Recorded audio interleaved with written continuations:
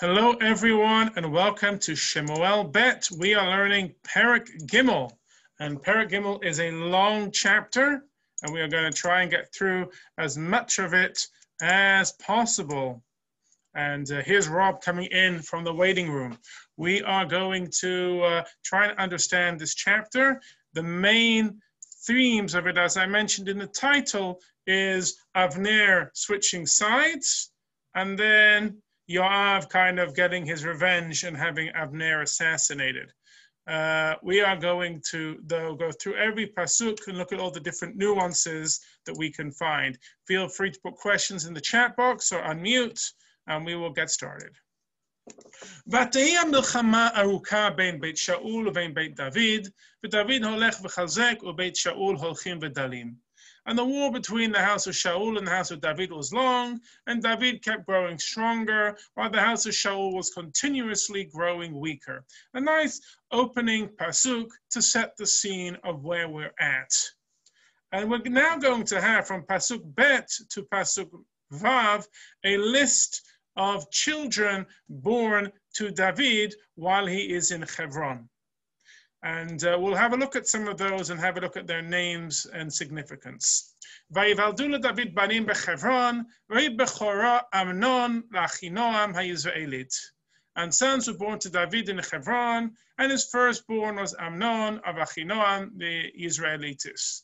And we will look at this Amnon later on in Perek Bet. He's a rather bad hat. We'll have a look at that. And then Mishnehu, and the second born is Chilav, Avigail, Eshet Naval HaKarmeli. So he's the second born. He's Chilav, and his mother was Avigail. Vashelishi Avshalom, and the third one was Avshalom ben Ma'acha, Bat Talmi Melech Gashur, and we'll learn about Avshalom as well later on in this book.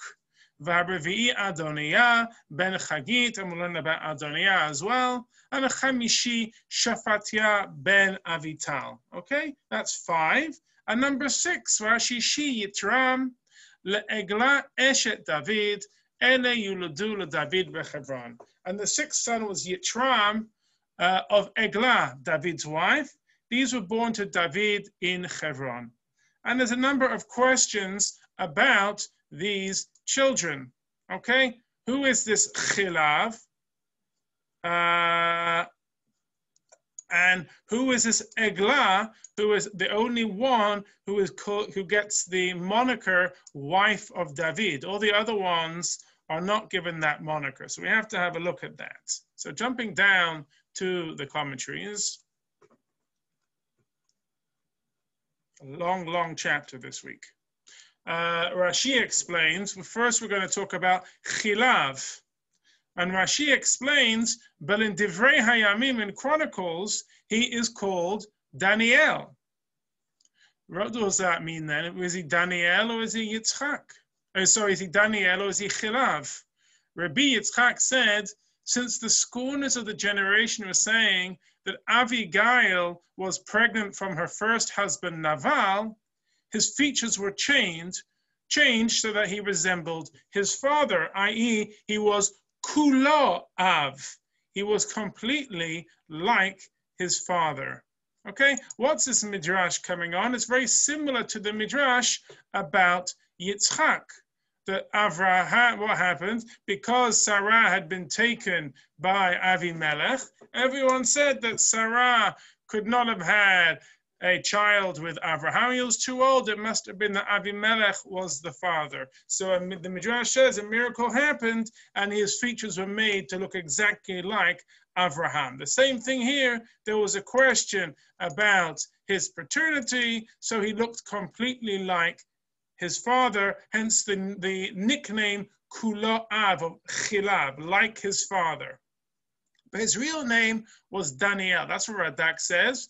His main name was Daniel because David said that God has judged between me and Naval, and I have been successful. Okay? I was found righteous, and he was killed, or he died a very sad, a very bad death. I mean, his heart broke because he thought he'd done some kindness. What's interesting, there's another midrash which I didn't bring down, that there's a whole discussion going on amongst these about who is the greatest Torah scholar. And Chilav is one of these, is considered one of the greatest Torah scholars. And he literally embarrassed all other scholars because he was so great in his Torah wisdom. And just to add that piece of context there as well. All right, so that's Chilav. The Gemara says he's one of 4 people who never sinned, and he went straight up to Shamayim without sinning. And if it hadn't been for Adam and Eve eating from the Eitz Hadat, Chilav would never have died. And they say he was so humble and so pious that even though he was second in line to the throne, he had no desire to be king of Israel.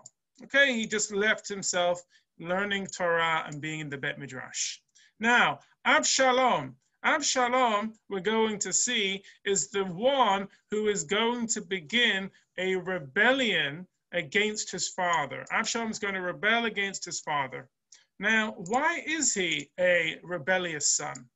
So the Radak says his mother was an Eshet Yefat Toar. She was a beautiful female captive, and she was taken in war.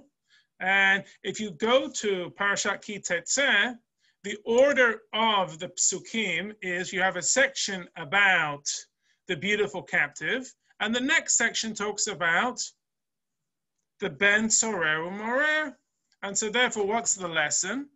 You marry a beautiful captive, it's not going to work out well for you in the long run. In the long run, you're going to end up with a rebellious son. So I don't know whether that's Pshuto Shel Mikra or just a very nice idea that fits into that narrative there. But there's another midrash, again in the Talmud, which says that David had 400 sons. And the 400 sons mainly came from beautiful captives. And these men were all his mighty legions who fought in all of his battles. Now, there was another one name there which struck out to me, and that was Eglar.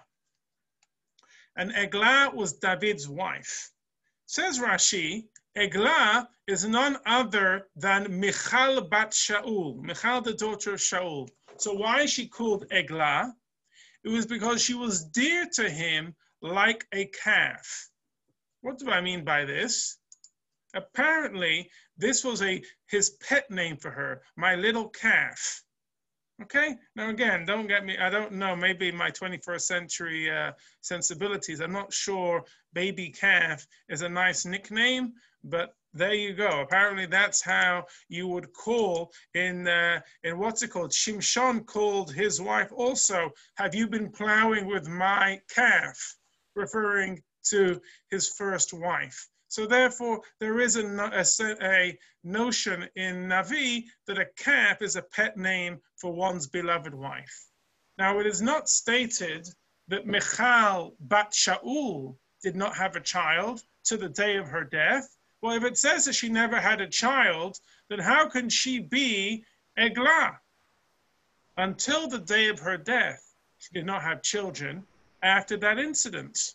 But prior to that incident, she did have a child. So the Midrash wants to say, in chapter 6, we're going to learn that David is bringing the Aron to, we're going to see this in a few chapters, to Jerusalem. And Michal is very upset that he's making a bit of a mockery of himself because he's so excited and dancing that she goes, you're not acting like a king, you're behaving like a common court jester. What are you doing? And, why am I having so much problem with the Wi-Fi, honey? And he cursed her. It's paralyzed now. Should you push some plug in more? Okay, 1 second.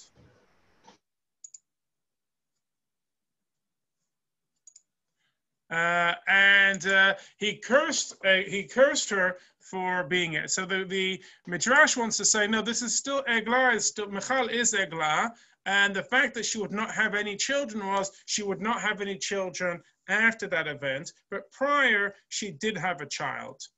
Midrash Shachar Tov gives a different interpretation, and it says that Michal was like a calf that would not accept the yoke. The reference is to her loyalty to David when she helped him escape from Shaul's soldiers in defiance of her father.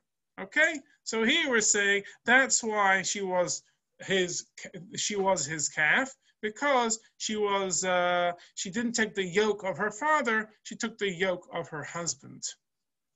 But the Radak, he quotes this midrash, this one that Eglar is Michal, but he says no. According to the Pshat, Eglar is another wife, not Michal, because Michal had no children.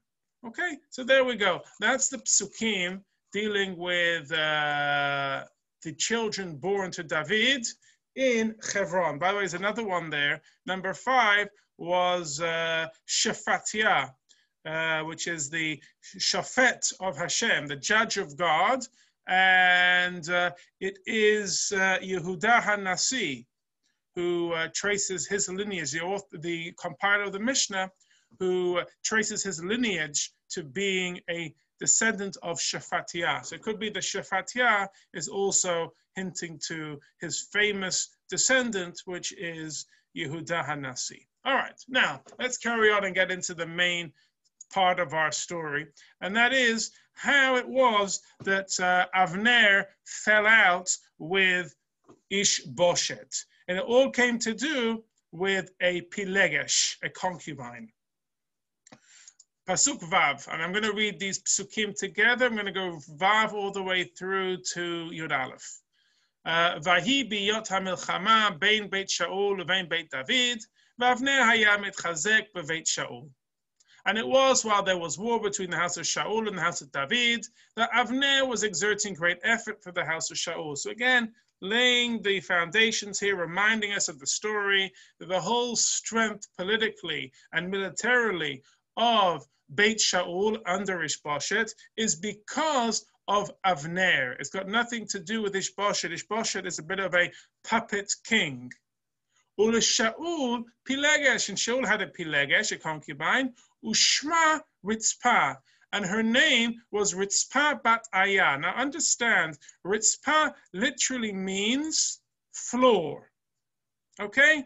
Now, I think none of the commentaries talk about this, but I think it's very appropriate here. And again, I'm rare to bring up my own chidushim here, but I think it's appropriate that her name for the concubine, where she's a secondary wife, it's not a wife.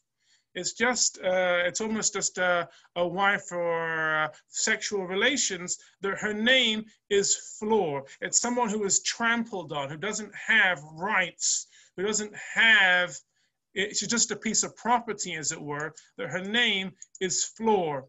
That first is trampled on by the king, and then now there's a whole battle on who thinks that they are in the royal line or powerful enough to be able to sleep with her. Vayomer, and he said, and we assume that he said is referring to Ishboshet, El Avner, he said to Avner, Madua bata el Pilegesh avi. Why have you come to my father's concubine? As in, why have you had relations with her? Vayichal Avner ma'od. Avner got very angry. Al divrei Ishboshet, by the words of Ishboshet.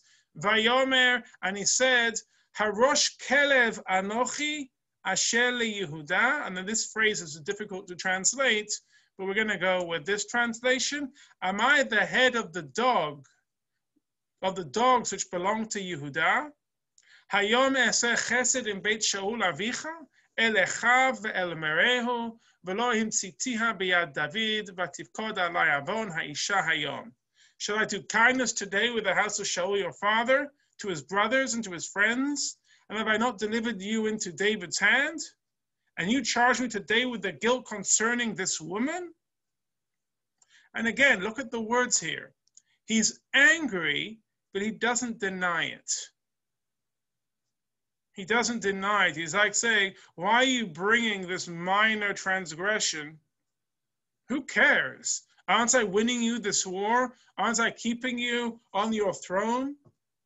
Pasuk Tet, Ko yaseh Elohim la'Avner, v'cho yosif lo, ki kasher nishba Adonai David, ki chen e'eseh lo. And God said to Abner, and so may he continue to him, for as God has sworn to David, for so shall I do to him. להעביר הממלכה מבית שאול ולהקים את כיסא דוד על ישראל ועל יהודה מדן ועד באר שבע. To transfer the kingdom from the house of Shaul and to set up the throne of David over Israel and over Yehuda from Dan to Beersheba. ולא יכל עוד להשיב את אבנר דבר מיראתו אותו. And he, Ishbosheth, could no longer answer Avner another word because of his fear of him. Okay, so Avner basically calls out Ishbosheth and says, you know what, you're going to make a story, a stink, about me having relations with this concubine? You think I'm behaving inappropriately? I'll show you inappropriate. I'm going to switch sides, and there's nothing you can do about it. And Ishbosheth could not speak to Avner. Okay, let's have a look at the commentaries on this. Pilegesh Ritzpah, the Radak says, it was forbidden for a commoner to lie with any of the previous king's wives or concubines. Ishbosheth saw Avner's actions and interpreted them as a rebellion against him. The Chomat Anach, which is the commentary of the Chidah of Chaim Yosef David Azulai to Shemuel Bet, he writes, look at the misfortunes that happened to the tribe of Binyamin because of concubines. See the episodes of the concubine of Givah in Shofetim, which led to that deadly, bloody civil war where Binyamin was almost decimated. And look now at this concubine that would cause the deaths of both Ishbosheth and Avner. Avner's reply, says Rashi, am I the chief dog watcher for Yehuda? Am I at least as important as a chief dog watcher for David? However, according to the cantillation, which has the accent under the Rosh and Kelev Anochi are choraled together, then this is the explanation. The chief, do I want to be a chief in your house? It is better for me to be a dog, an ordinary person in the house of David. So different ways of understanding exactly what's going on here. Mamloez explains, Avner is threatening to go over to the other side. David would certainly put him in charge of his army, for he was a greater warrior than Yoav. Do you think if I go over to David that I'll be only the head of a dog? By you, I am the head of a wolf, because that is the emblem of the tribe of Binyamin. But by David of Yehuda, whose emblem is a lion, I will be the head of a lion. Understand, you think you're in charge? You're a puppet. I am the power. You're messing with the wrong guy. I'm the head of the lion. I'm going to switch sides. I'm going to become the head of the Aryeh by going over to David and Yehuda. Says the Mamloez continuing, initially Avner fought David's men on behalf of Ishbosheth, only to later leave Ishbosheth to join forces with David. One can learn from here how a person's preconceptions and prejudices determine how to interpret the will of God. At first, Avner was certain that it was God's will that Ishbosheth be king to fulfill two kings, I'm sorry I spelled that wrong, from the tribe of Binyamin. But when he got angry with Ishbosheth, he saw David's reign as divinely ordained. Like, wait a minute, how can you suddenly change your mind and decide that David is the rightful king, but before you thought the rightful king was Ishbosheth? It can only be that your prejudices, your preconceptions, your own interest is pushing it around. That's the Mamloez. And the Mamloez continues on 3:11. These events teach us that whenever two people come together in order to do something against God's will, God fosters disharmony between them and separates them. We see this at the Tower of Babel. It happened to Bilam and Balak. It happened here with Ishbosheth and Avner. It happened later with Avshalom and Achitophel. And it happened with Haman and Achashverosh. Again, just a week after Purim, Haman and Achashverosh, two men happily together wanting to destroy the Jews. And yet somehow, Achashverosh had Haman killed, even though Achashverosh was just as involved in ordering the Jews to be killed. But when it's Hashem going against Hashem's will, God will turn it around and break it up. So here, Ishbosheth and Avner, they fell out over the Ritzpah, over the floor, over a concubine. Something stupid to fall out over, but it was God's will, and that's what happened.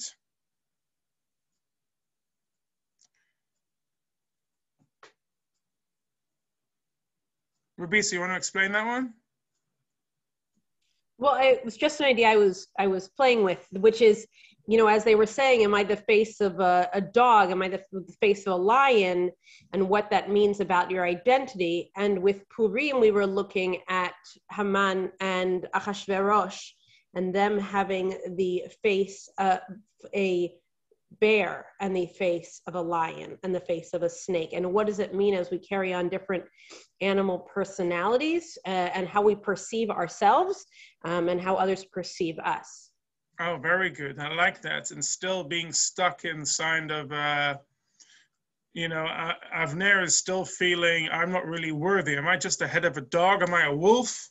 I want to be the head of the lion. And Achashverosh saying, am I a bear or am I like Nebuchadnezzar? And Haman just, nothing could feed him because he was always insecure. And that's why he was the snake, always speaking negatively about people. Very good. I like that, Rabisa. I think there's a lot to be said there. Beautiful. All right, let's carry on with the next bit, which is Avner sending messages to David that he wants to join their forces. Vayishlach Avner malachim el David, tachtav, lemor, lemi aretz lemor, karta beritcha iti, v'nei yadi imach lahasei velecha et kol Yisrael. And Avner sent messengers to David below him, saying, to whom the land belongs, saying, make your covenant with me, and behold, my hand is with you to bring around all Israel to you. Now, to me, on face value, that pasuk sounds very nice. Avner is saying, whom the land belongs, make your covenant with me. That sounds very much like Avner is showing humility and he wants to join David's camp, and he's acknowledging that David is the rightful heir of the entire land of Israel. But that's where the beauty of commentary comes in.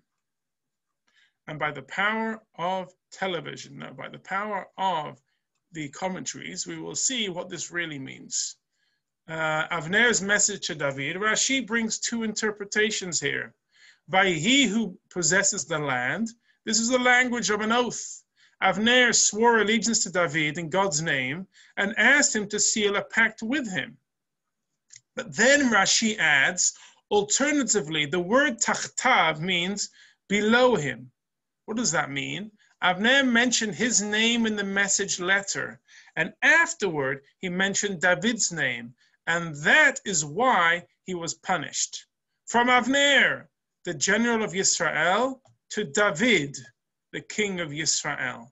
Okay? He's saying here, I want to learn from the significance of the order of those words that Avner still saw himself as the top dog, pun intended. He still saw himself as the one in charge. Vayishlach Avner malachim el David. Could have just said he sent malachim to David. The fact it says Avner and David tachtav, this tachtav word here, below him. I am Avner, you're David. Why are you going to be king? Because I'm going to make it happen. Same thing. Why did he fall out with Ishbosheth? I'm on top, you're below. You're the puppet king. And so therefore, there's a number of things here which we talk about in Tanakh, which is the commentaries try and explain, is there a reason why these people die the way they do? Is it divine punishment? And the commentary trying to explain that there's an arrogance here in Avner, which is going to be part of his downfall. Okay? Now, David likes what he hears from Avner, and he says, I've got one condition. Just bring me back my first wife. I want Michal. And by the way, talking about bring me back my first wife, Michal, that's another reason why on Pshat, it's not going to be Michal who is Eglar, because those were the children who were born to him in Hebron. So now David's going to win this battle and move to Yerushalayim. There isn't much time for him to impregnate Michal and have a child. So it doesn't sound likely. So, Yud Gimel. Vayomer tov ani echrot itcha berit, ach davar echad anochi shoel mi'itecha, lemor, lo tireh et panai, ki im lifnei heviacha et Michal bat Shaul, bevoacha lerot et panai.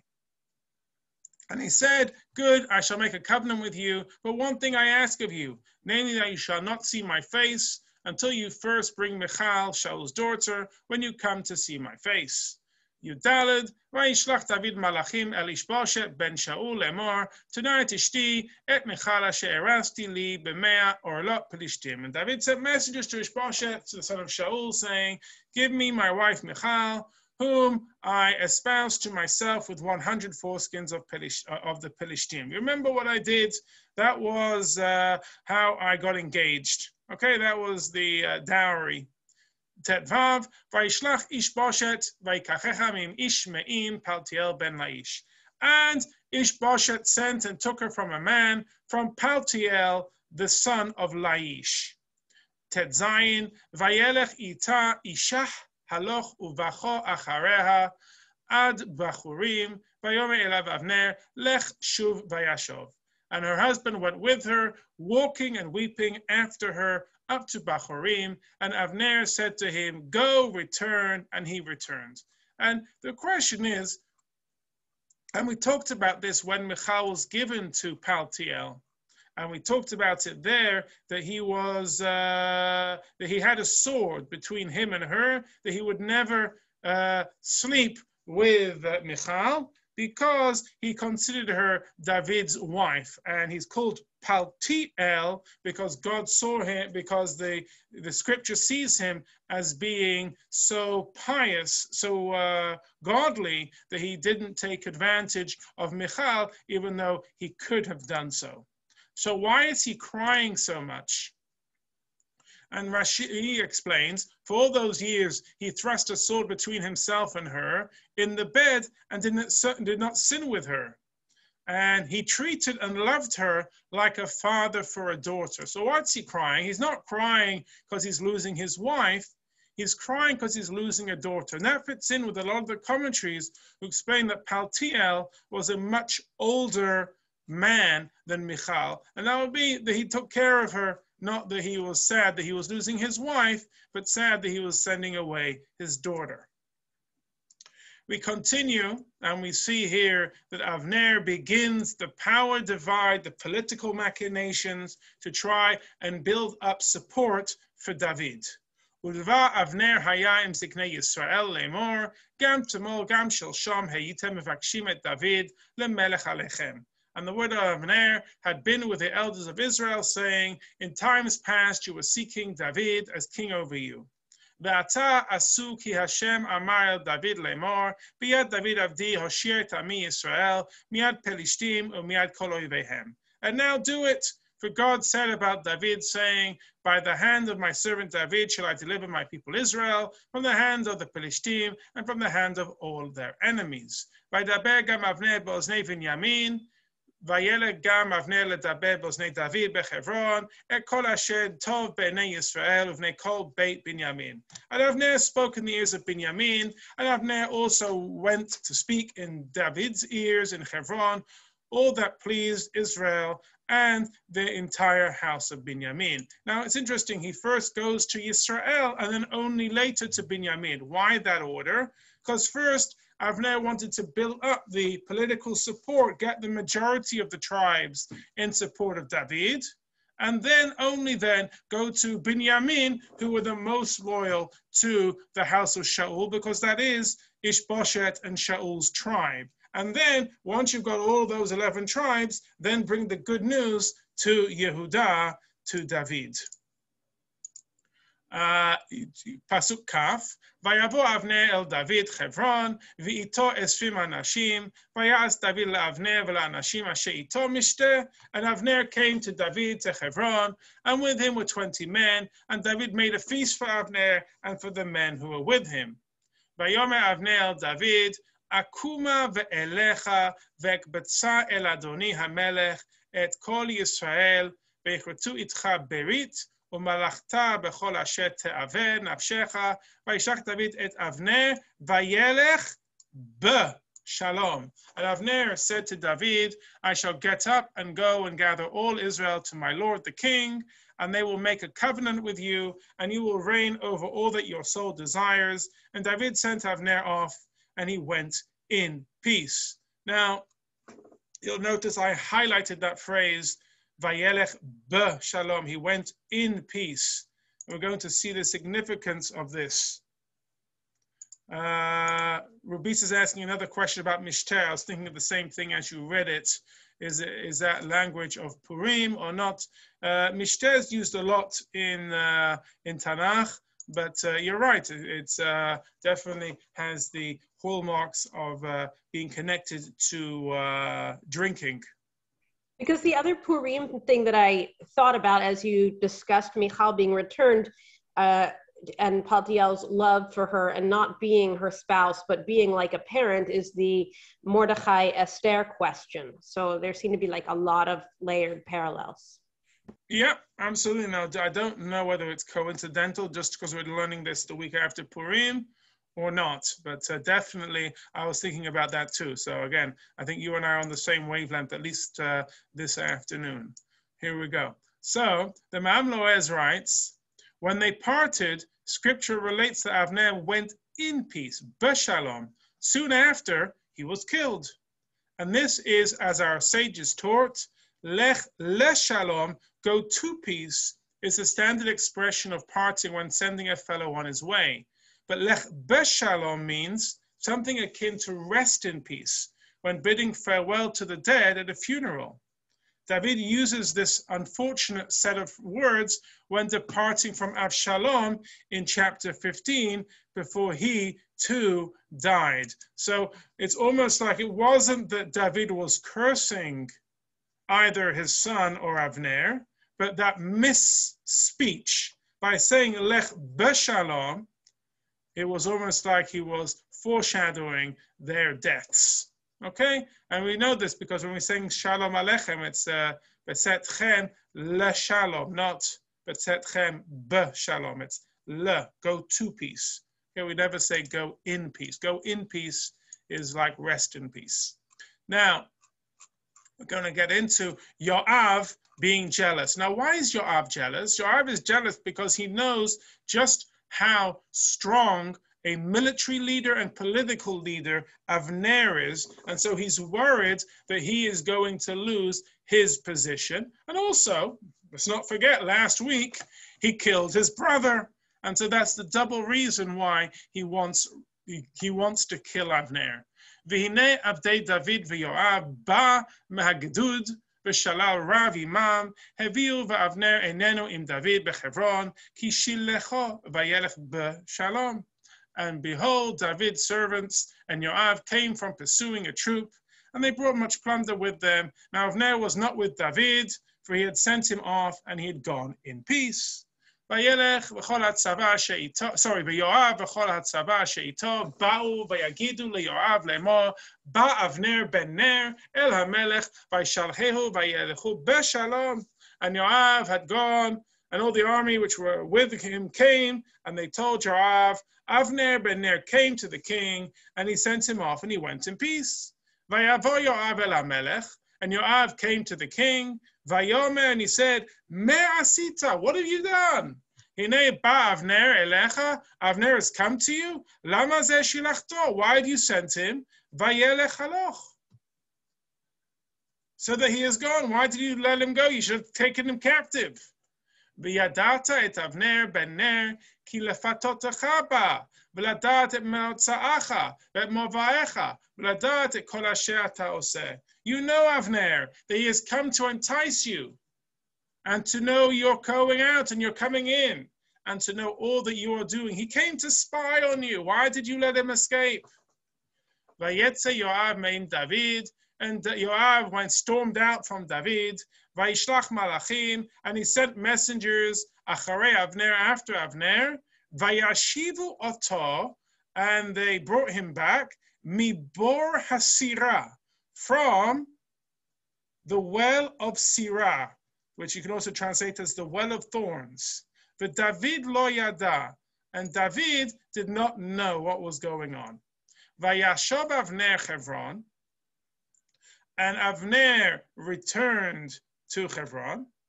Vayater Yoav el toch hasha'ar, and Yoav caused him to turn aside to the gate, ledaber ito, to speak with him, basheli, secretly. Vayakehu sham hachomesh, and he struck him there in the fifth rib. Vayamot bedam Asael achiv, and he died for the blood of Asahel, his brother.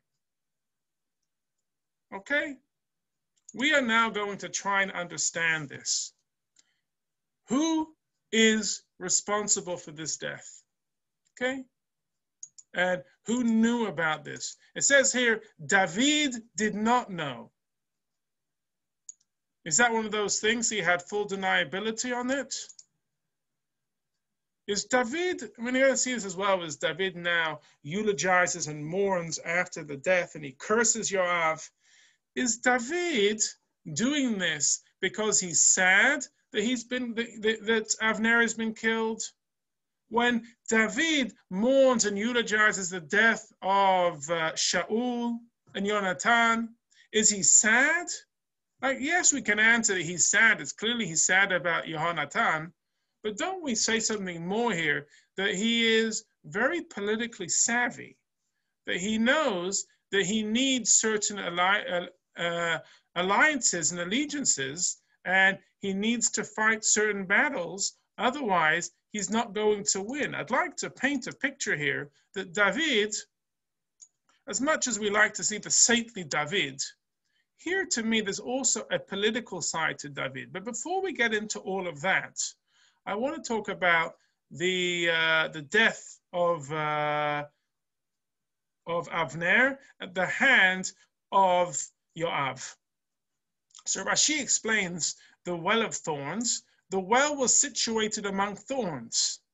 Therefore, this became the name of the place. Okay, that's Pshuto Shel Mikra.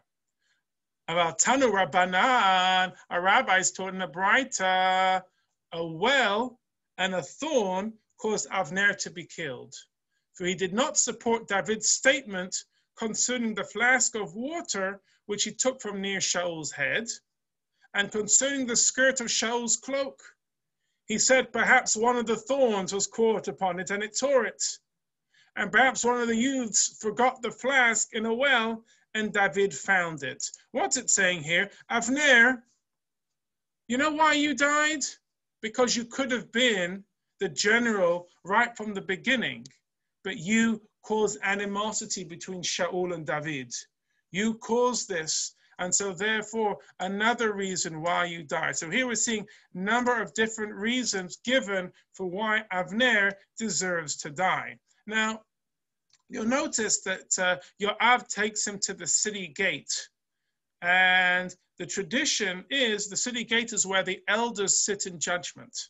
So the Gemara in Masechet Sanhedrin says as follows, and Yoav took him aside in the gate to speak with him quietly. Rabbi Yochanan says, Yoav judged Avner according to the halacha of the Sanhedrin, which would sit in judgment by the gate of the city.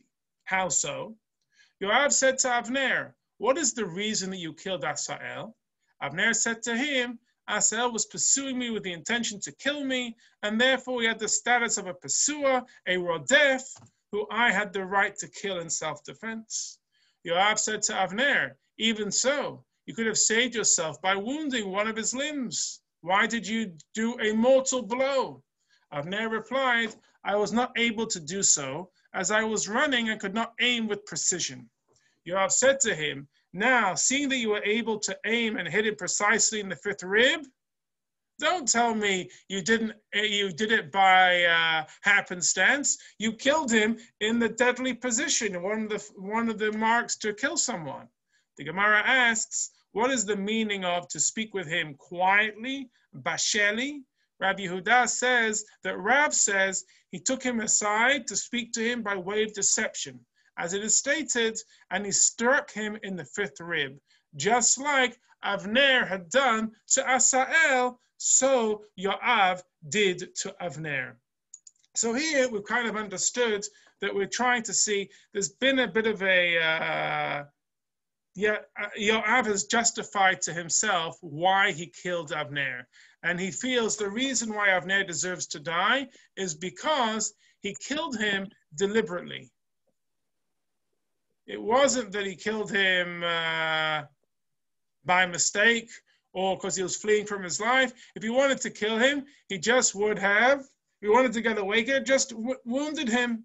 But therefore, because of that, he deserved to die, and he killed him without, told him to, according to the Midrash, told him to bend down, and then he stabbed him in the same place, midah keneged midah, measure for measure, and that was it. Now we're going to get into my whole discussion here, which I wanted to talk to you about, which is David's behavior towards this now end, with this, that with the news that Avner has been assassinated, and how David reacts, okay? And as I said, his two main reactions are he curses Yoav, and also he leads the eulogizing and the memorializing of Avner, okay? And what I'd like to say, my theory, and I learned this theory, and I thought about this theory a little bit from Rabbi Mark Angel's son. Rabbi Mark Angel's son, that's Rabbi, I'm blanking on his name. Rabbi said, you know his son's name? Is a book right in the house in front of you. Chaim. Chaim, thank you, Esther. So Rabbi Chaim Angel has a book. See, everyone's posting.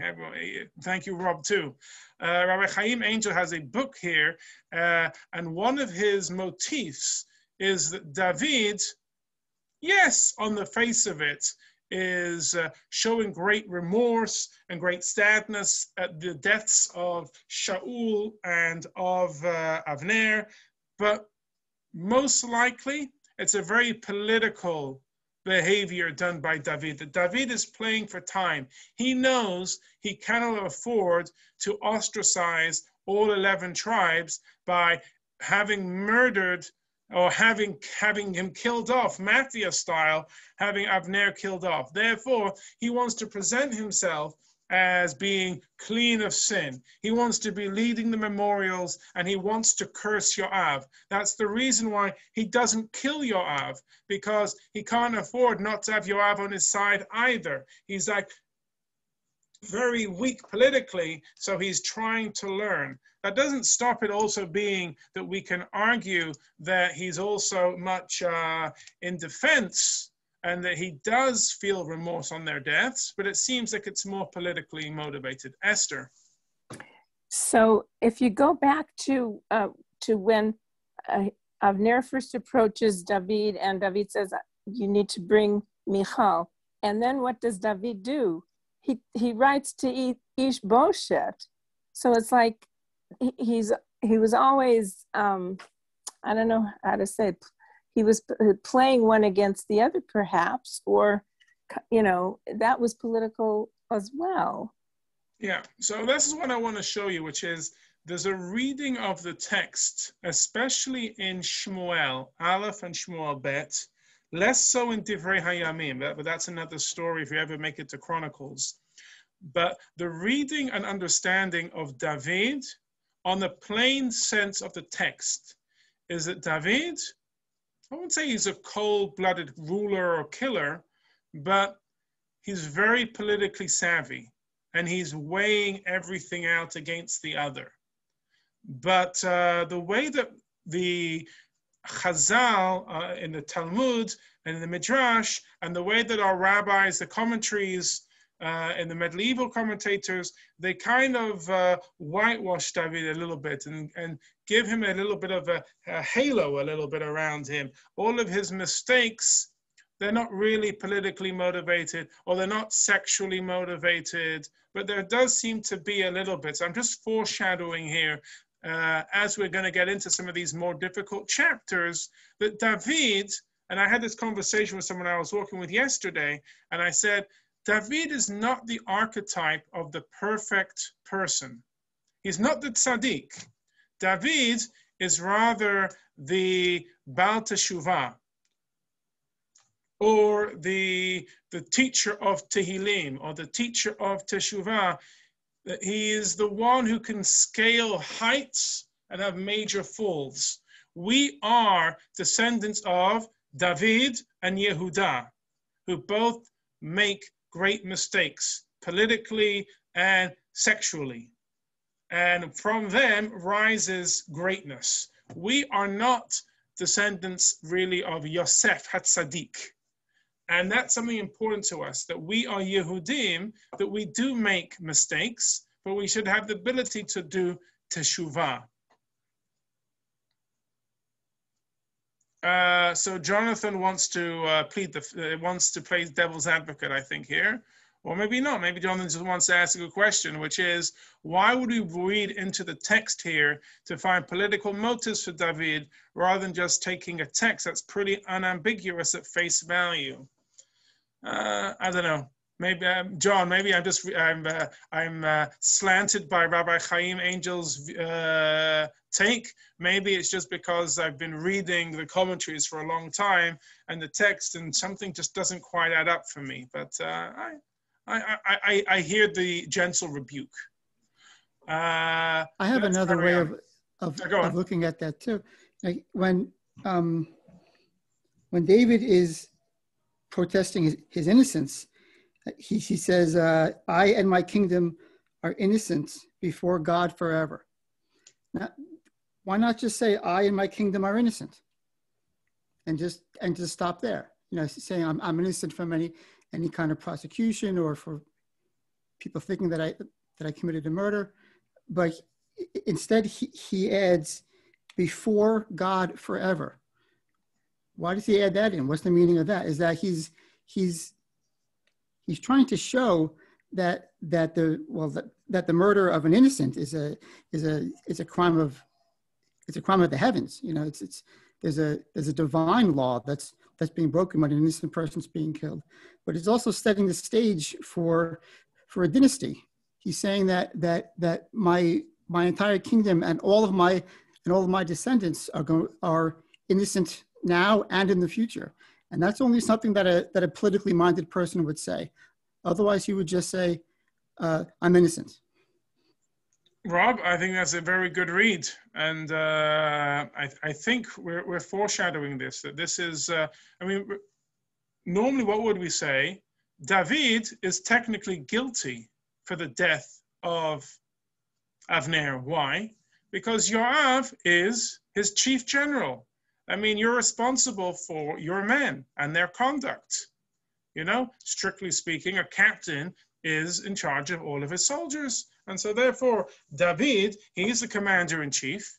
Yoav, yes, he was jealous and wanted to seek revenge, but he also thought politically this was a bad thing. He didn't trust Avner as far as he could throw him. And so therefore, I think there's something in there as well. All right, let's read the last few psukim and look at the commentaries, because I am keeping an eye on the time.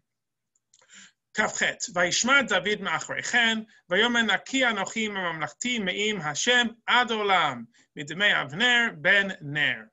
And David heard afterward, and he said, I and my kingdom are innocent before God forever of the blood of Avner ben Ner. Yachulu al Rosh Yoav ve'al kol beit aviv ve'al yikaret mi beit Yoav zavum tzorav machazik ba'pelech ve'nofel b'cherev v'chasar lachem. May it rest upon the head of Yoav and upon all of his father's house, and may there not fall from the house of Yoav one who has an issue, or one who is smitten with sarat, or one who leans on a staff, or one who falls by the sword, or who lacks bread. Pretty stiff curse there. And we're going to see that later, what all that means. But just understand also that Yoav and Avishai and Asael, who was killed, they are David's first cousins. Tzeruiah is his father's sister. So he's not just cursing his general, he's cursing his own family. Ve'yoav Avishai achiv, hagula Avner al asher himit et Asael achihem b'givon b'milchama. Now Yoav and Avishai, his brother, they slew Avner because he put Asahel, their brother, to death in Givon in the battle. That's the reason. They had a blood feud against Avner. There was no political assassination of Avner on my part. Vayomer David el Yoav, and David said to Yoav, Kol ha'am asher ito, all the people who were with him, Kir'u bigdehem, tear your clothes, v'chigru sakim, and put on sackcloth, v'sibtu, and you will eulogize before Avner. V'amelech David holech, and David the king went acharei amita, after the coffin, something which kings do not do. We do not show public displays of mourning. Think about the royal family. They will not show public displays of emotion. Public displays of emotion are inappropriate for a king. That's one of the things which Michal does not like about David. Public displays of emotion are not appropriate, whether they are sad or happy. We do not do them. Vayikberu et Avner, and they buried Avner bechevron in Hebron. Vayisa hamelech et kolo, and the king raised his voice. Vayevke, and he cried, El kever Avner, to the grave of Avner. Vayivku kolam, and all the people cried. Vaykonen hamelech et Avner, and David made a kina, a what's it called? What's a kina? A lamentation. The king made a lamentation to Avner, Vayoma, and he said, Hakamot naval yamut Avner, should Avner die like a wicked man, which is someone who is murdered, someone who is killed on the street. It's not befitting. He didn't deserve to die like that. He should have died a soldier's death. Yadecha lo asurot, raglecha lo linchushtaim, hugashu kinpol lifnei b'nei oavla, nafalta, v'yasivu kol ha'am livkot alav. Your hands were not bound, and your feet were not put into copper chains. As one who falls before wicked men, you have fallen. And all the people continued to weep over him.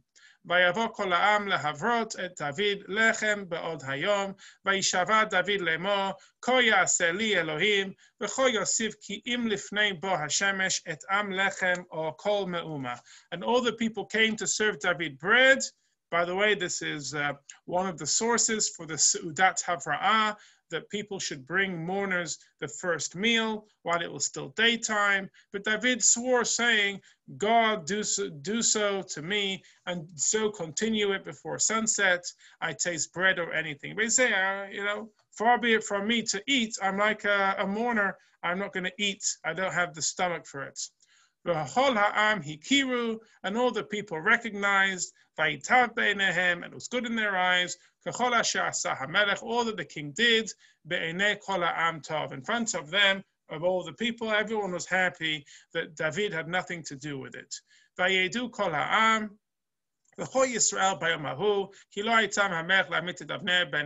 And it became known in all Israel on that day that it was not the king who had Avner ben Ner killed. And the king said to his servants, do you not know that a prince and a great man has fallen this day in Israel? But this day I am rach umashuach, soft, smooth, and an anointed king. V'anashim ha'ele, and these people, Bnei Tzeruya, the children of Tzeruya, which are Yoav and Avishai, are kashim, they are hard, they are tough, mimeni, from me. Yishalem Hashem la'osei hara karato. May God requite the evildoer according to his evil. If I could kill them, I would. But guess what? I need them. Okay? Maybe I'm being too harsh, but I think there's a little bit showmanship here from David. So let's have a look at these last few comments, and then I'll take questions. David curses Yoav. Rashi says, may it rest. May the punishment for the blood of Avner rest. It refers to the above rest, in which he said, I and my kingdom are innocent of the blood of Avner. May punishment for his blood rest upon the head of Yoav, his blood which is mentioned in the above verse. So Rashi wants to say very clearly, all punishment should fall on Yoav. The Midrash says, the 5 curses were measure for measure. By murdering Avner, Yoav had brought an end to all those destined to issue from him. David accordingly cursed Yoav that the members of his house always be afflicted with sarat and therefore unable to father children. That they have leprosy for speaking slander against Avner, that they lean on a staff because they were fleet-footed to kill Avner, because he killed Avner by the sword, his descendants should die by the sword, they should lack bread because Yoav refused Avner's generous offer of peace out of hand. Okay, so he wants to say, you're going to have all these punishments, they're all very fitting. David mourns Avner, says Ma'am Loez, all of David's external actions of mourning and eulogizing were done to show all the people that he had no part in Avner's death and that he was truly sad that he had been killed. Okay, that's the nicer way of putting it. David does not kill Yoav, says Ma'am Loez. David would have killed Yoav, but he was too weak politically and militarily to survive without Yoav. And therefore, there I think is the nutshell and the kernel that we have to take from this, which is David, most of his actions in the book of Shemuel are all about political and military. We're even going to see this at the end of David's life when he tells Shlomo, when you become King Solomon, you're going to have to kill off all of these people. Okay, it's very mafioso. Okay, I just wanted to express that. We are obviously always going to quote Rashi, Radak, Midrashim, Gemara, and Ma'am Loez, and we can see it from all the different sides. But I think we have to also look at it from our modern lenses as well to see exactly what's going on. That's my presentation on Perek Gimel. Are there any other questions? All right.